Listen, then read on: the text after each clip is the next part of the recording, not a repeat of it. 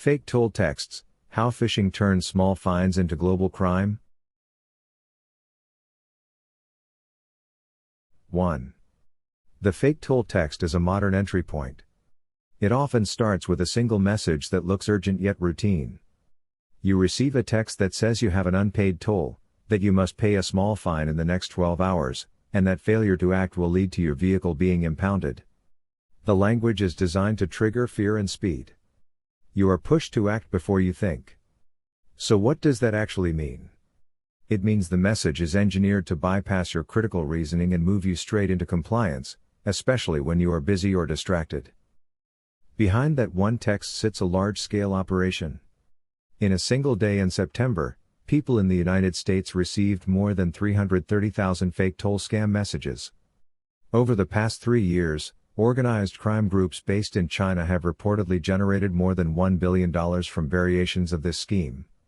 In other words, what looks like a minor administrative notice is actually the front door to a highly structured global financial crime system. Footnote: this section establishes the fake toll text as a psychological and operational entry point into a billion-dollar global fraud ecosystem. 2. The phishing page and the data extraction funnel.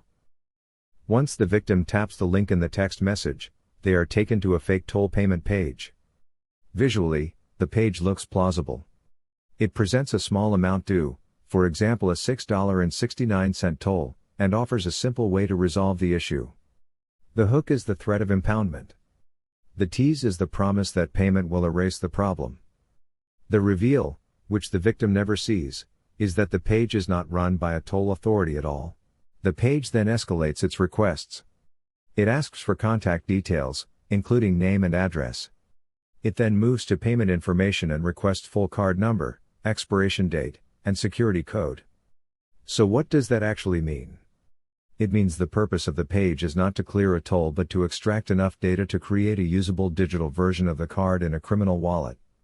The moment the victim submits this information, the card is effectively cloned in digital form and ready to be used within a broader payment fraud system. Footnote: this section explains how the fake toll website functions as a structured funnel that collects full payment credentials under the appearance of resolving a minor administrative debt. 3. Authorization codes and the hijacked smartphone wallet. Modern banks do not rely only on card numbers. They use additional verification measures. When a new device attempts to add a card to a smartphone wallet, the bank sends an authorization code to the cardholder, usually by text message or email, to confirm that the device can be trusted. This step is supposed to protect you from exactly this type of fraud. The scammers know this and build it into the script. After capturing the card details, they prompt the victim to enter the authorization code that the bank has sent.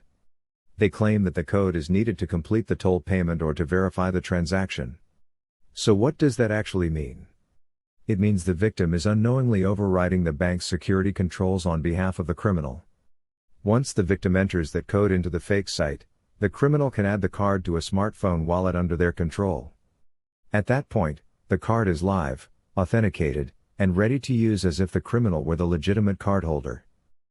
Footnote: this section shows how criminals repurpose bank authorization codes so that victims themselves authorize the loading of stolen cards into criminal smartphone wallets.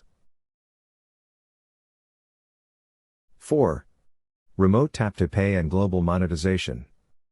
The next problem for the criminal network is how to spend the stolen value without drawing attention in the same country where the cardholder lives. Many banks have controls that flag unusual foreign transactions or patterns linked to known fraud locations. In response, the groups behind these scams have adopted a layered technical approach. Specialized software allows the tokenized card in one phone to be transmitted across borders in real time and used from a second device elsewhere.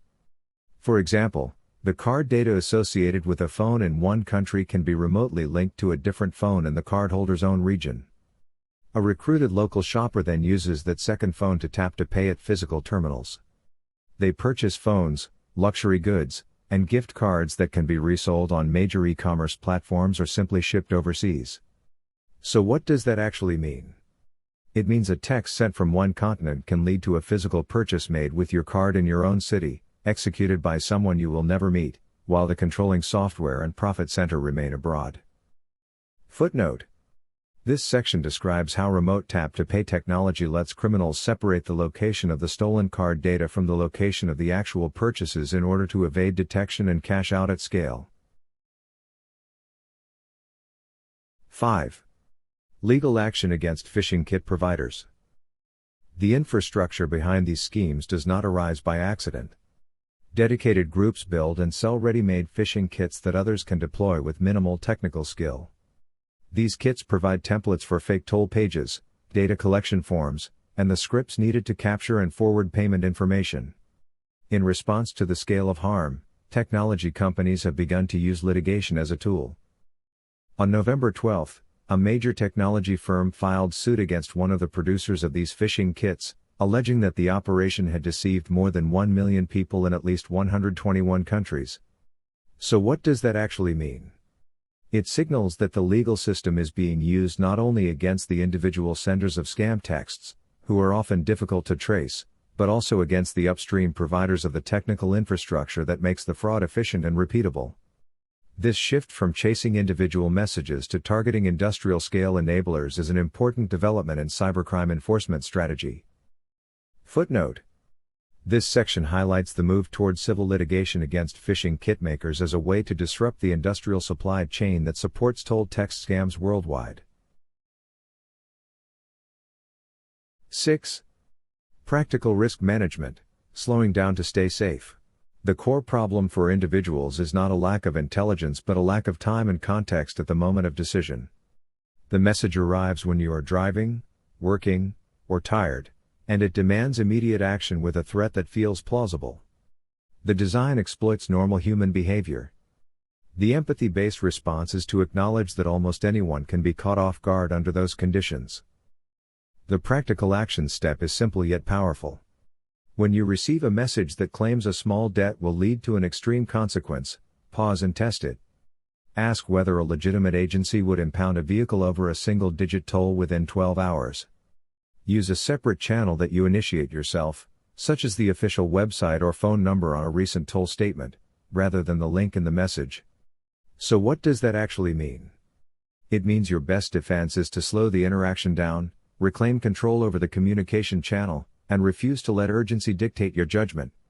In doing so, you close the door that feeds a billion-dollar criminal enterprise, one message at a time. Footnote.